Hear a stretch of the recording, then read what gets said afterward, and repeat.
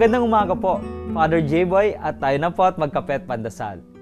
Marami sa ating mga kamag-anak ay nasa ibang bansa.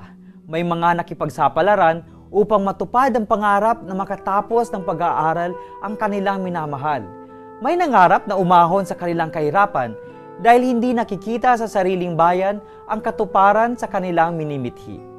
Sa isang survey ng McCann Erickson noong 2006, sinasabi na bagong idolo ng mga kabataan ngayon ang kanilang mga magulang o kapatid na overseas Filipino worker na nagsisikap na pagandahin ang kanilang buhay.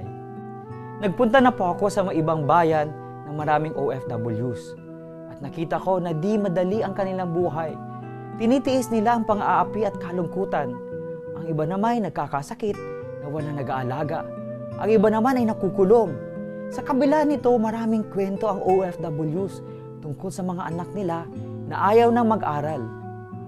Kung gusto natin silang tulungan, sana magsikap po tayong matupad din nila ang kanilang pangarap para sa atin. Magandang umaga po.